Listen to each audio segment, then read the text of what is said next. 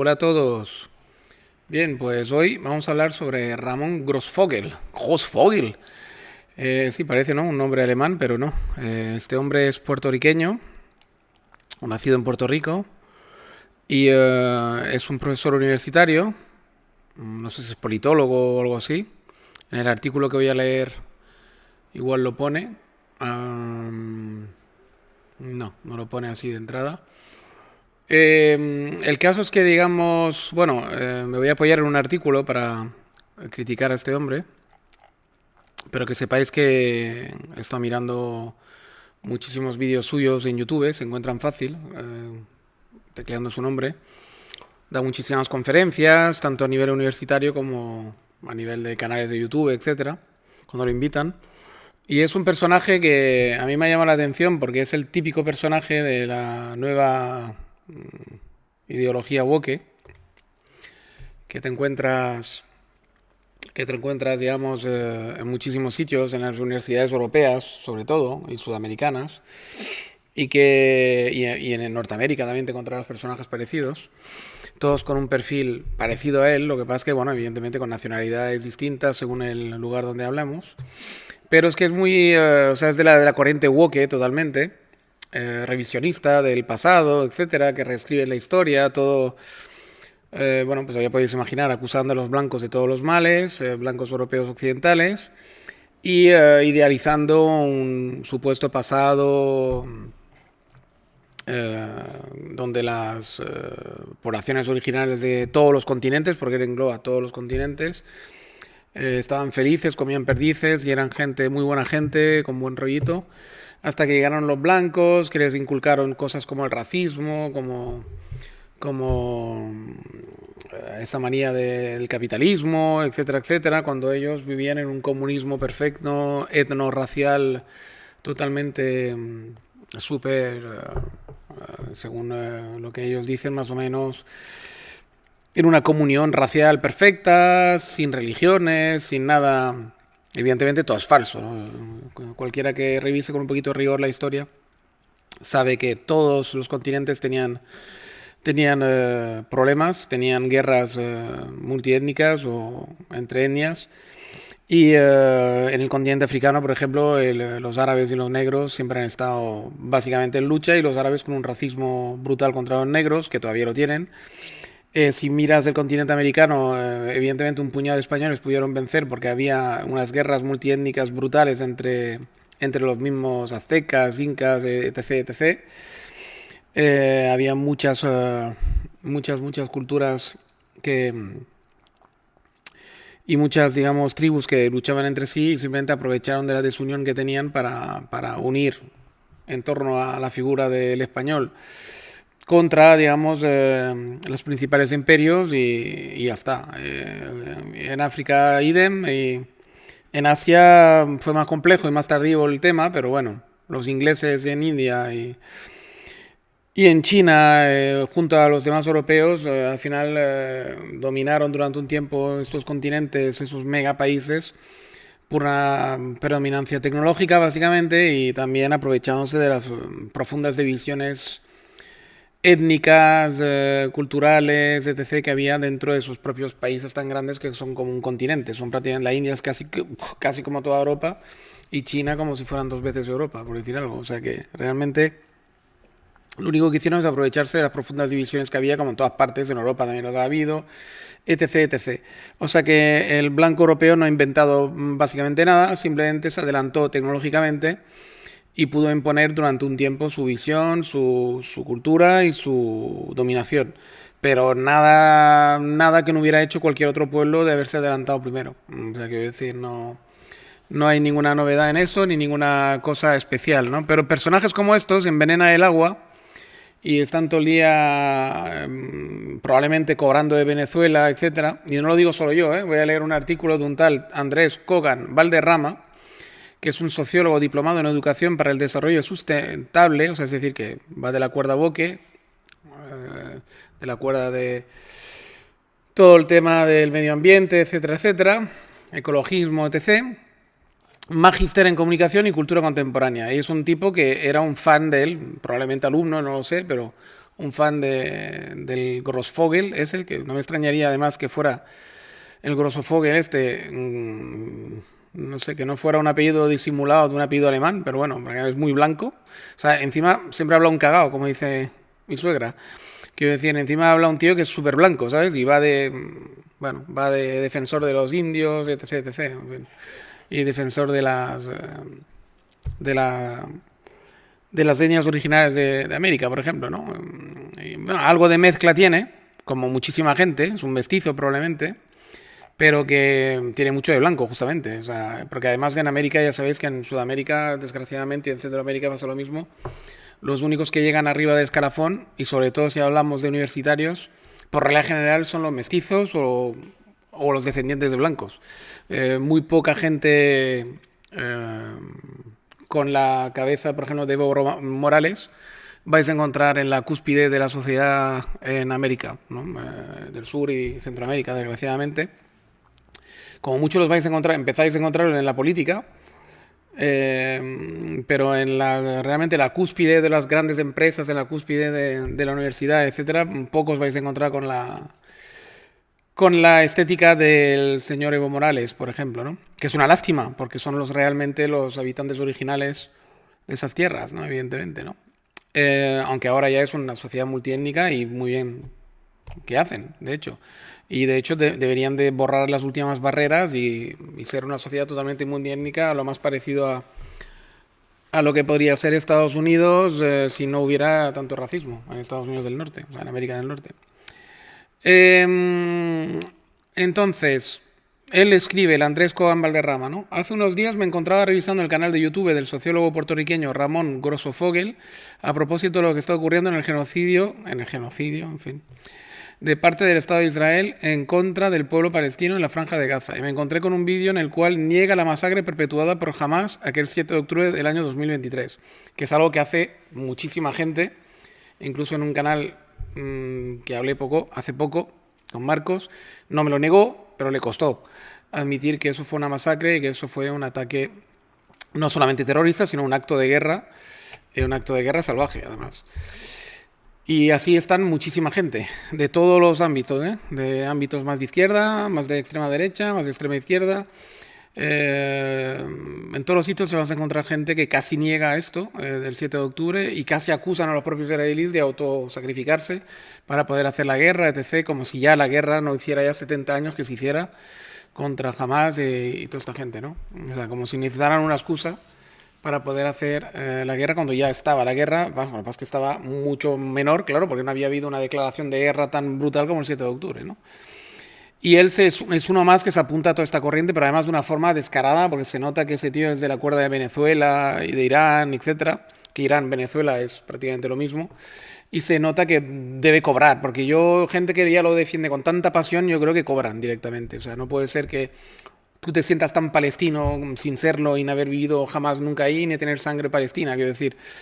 A mí me hace sospechar, la gente que le da tanta lástima a los palestinos porque se olvidan de Ucrania, que se olvidan del Congo, que se olvidan de cualquier otra guerra que hay por ahí por el mundo y tal, no me creo que sientan tanto la muerte de los palestinos, es imposible.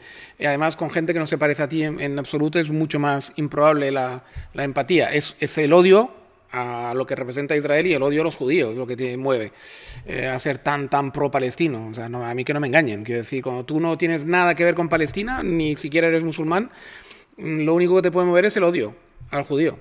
Es imposible que te mueva, digamos, la empatía por el palestino. Y sin embargo me manifiestas cero empatía con Ucrania, que son mucho más fácil empatizar porque son prácticamente tú miras un ucraniano, miras un español y bueno, es mucho más parecido que un ucraniano y un palestino, no sé cómo decirte, es decir, a mí no me conozco un poco la psicología humana y cómo funciona la sociología y es muy complicado que empatices tanto con alguien que es muy diferente a ti culturalmente, la forma de vestir, incluso pues el aspecto físico, ¿no? Entonces no me cabe otra posibilidad de que evidentemente toda esa empatía que de repente se ha generado a través del mundo es la antipatía lo que les mueve hacia el otro, ¿no? Hacia el adversario, porque si no es que no se explica esa simpatía tan exagerada, ¿no? O bien porque cobras directamente de los que ayudan a los palestinos, que son muchas organizaciones a través del mundo con muchísimo dinero, eh, islamistas sobre todo, pero también evidentemente de Irán y de Venezuela y países por el estilo, ¿no? ¿Qué más nos dice por aquí? De ahí que si uno revisa los últimos 4 minutos, realiza afirmaciones como que no hubo matanza de civiles, cosa que hace, por ejemplo, el García Calvo y otros y otros pibes de estos así, de otras estrellitas de YouTube que dan bastante asquito, que se nota que está pagado por Rusia.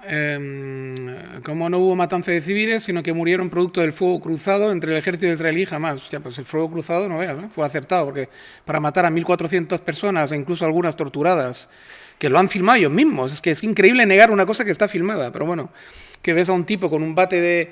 No, con un bate no, ni siquiera, con una lo que coño usen para jugar al golf. Este palo, el palo de golf. Con un palo de golf, abriéndole la cabeza a un tío y luego abriéndole en canal con el palo, a palazo, con el tío vivo, ¿eh? O sea, respirando o intentando respirar y hasta que lo mata. Eso no... Y además un tío riéndose, filmando. Quiero decir, esto es fuego cruzado esto. O sea, claro, es el típico fuego cruzado de una guerra.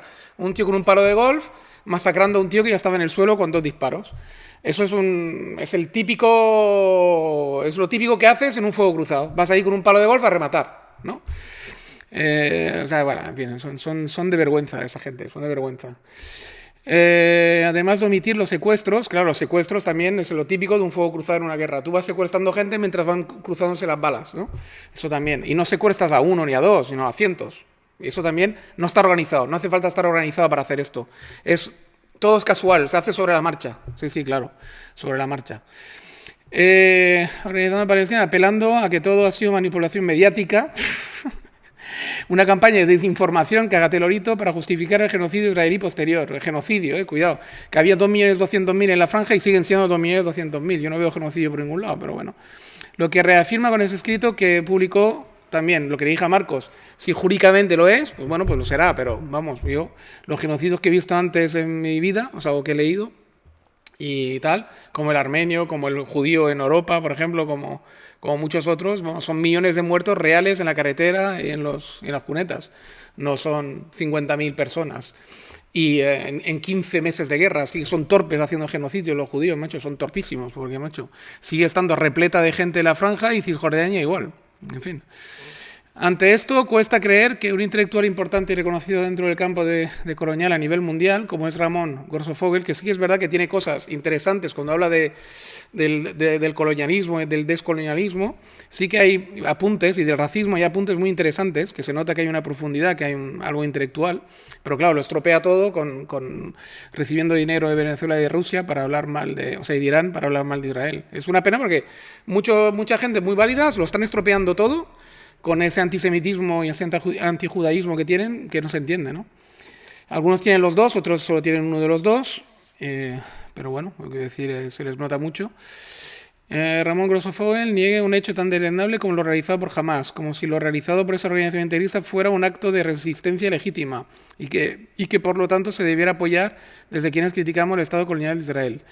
Muy por el contrario, la crítica de la ocupación, apartheid y limpieza étnica llevado a cabo por Israel por décadas no nos puede transformar en fanáticos que validan una organización de muerte como Hamás, que eso está bien, por ejemplo, bueno, si quieres apartheid, algo de apartheid, limpieza étnica, bueno, sí que puede haber algo de limpieza étnica por parte de Israel, apartheid también, no con la exageración que se suele decir, pero sí que algo de ello hay, por lo tanto esas acusaciones son correctas, o pueden ser correctas en algunos aspectos, todo siempre con muchos matices, muchos grises, pero sí, que uno podrá entender el apoyo que está recibiendo en parte de sectores del pueblo palestino luego de una humillación, de su humillación histórica por el sionismo. Por ese camino solo traerá más injusticia y sufrimiento a seres humanos, claro.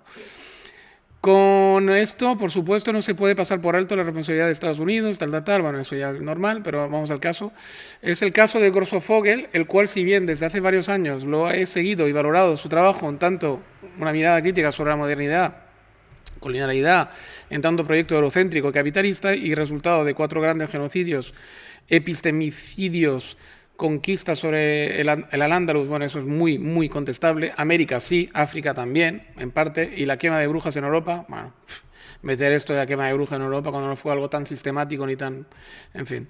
Eso ya es para congraciarse con el feminismo 2.0, chorradas.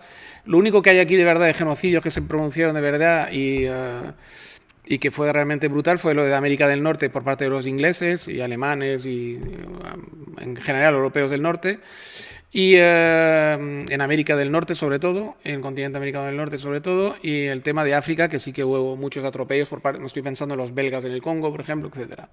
Pero por lo demás, hay cosas ahí, hay mucha exageración, que se nota que es woke y tal, ¿no? Y lo de las brujas ya, pues bueno, feminismo 2.0. Me ha decepcionado enormemente en los últimos años desde que formara parte de la Escuela de Pensamiento Crítico Descolonial en Venezuela. Ahí ya se nota Venezuela, Irán, en 2016. O sea que este hombre empieza a cambiar su discurso, empieza a volverse un loco, tipo el calvo este, a partir de que va a Venezuela y cobra billetes, evidentemente, y sobrecitos, y prebendas, y lo hacen reyezuelo por ahí, y entonces se empieza a volver loco.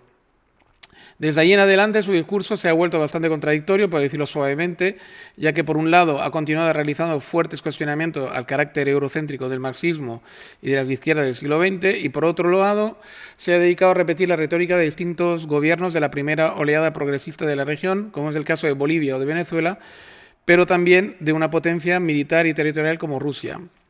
Qué casualidad, ¿no?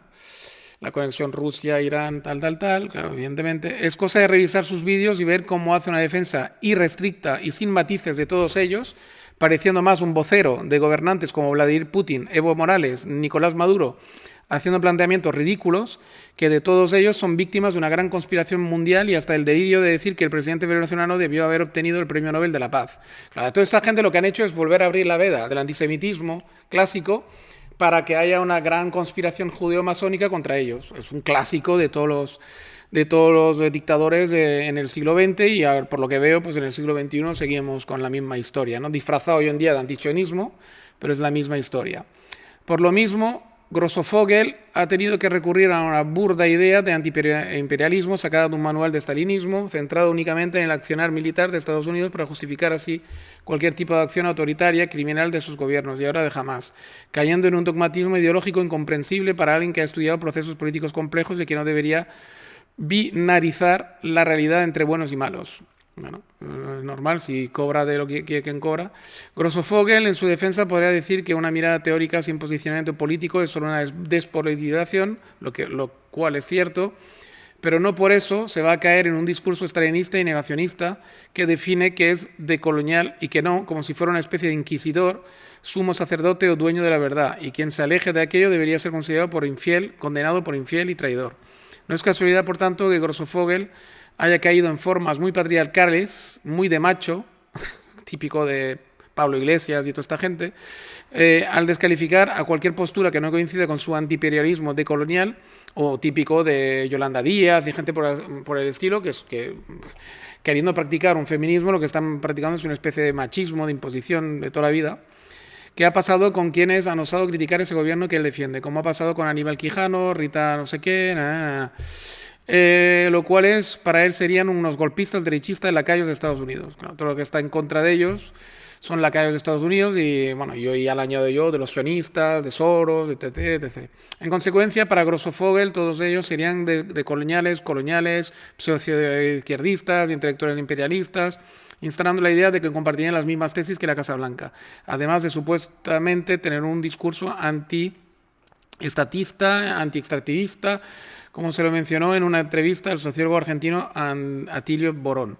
Nada más lejos de la realidad, ya que nadie de ellos ha apoyado ningún golpe ni pretendido que el Estado y el extractivismo desaparezcan de un día para otro, solo son miradas críticas a nivel estructural que nos plantean transiciones sostenibles ante la crisis de la civilización que nos encontramos, por lo que no tienen por qué repetir discursos simplistas y dicotómicos, como el Grossofogel, que solo benefician a ciertos gobiernos, Rusia, Venezuela, etcétera, e Irán, y no a la vida de los pueblos. Dicho todo lo anterior, me cuesta mucho entender el por qué de la incondicionalidad de Grosso Fogel con ciertos gobiernos y hasta organizaciones como jamás. Bueno, es muy fácil de entender.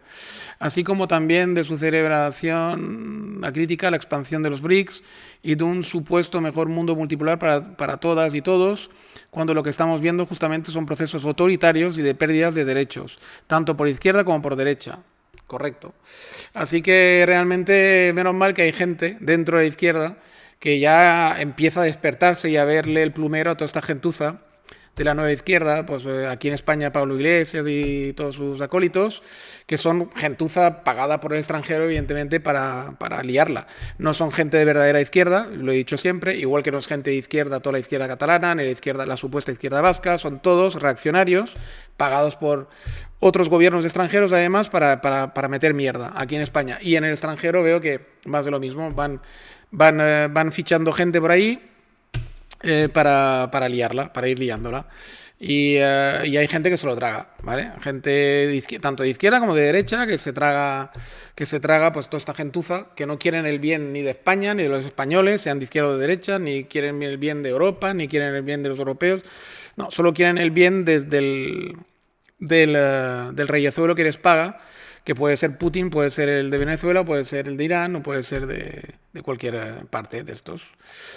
O sea que muy bien, Andrés Kogan Valderrama, felicitaciones, y yo creo que esa crítica pues ha estado chula y hemos destapado a otro más, ¿no? Esta vez a Grosso Fogel. Venga, pues un saludo a todos, cuidaros mucho como digo siempre y hasta la próxima. A ver si consigo cortar esto. Muy bien, venga, hasta la próxima, chao, chao.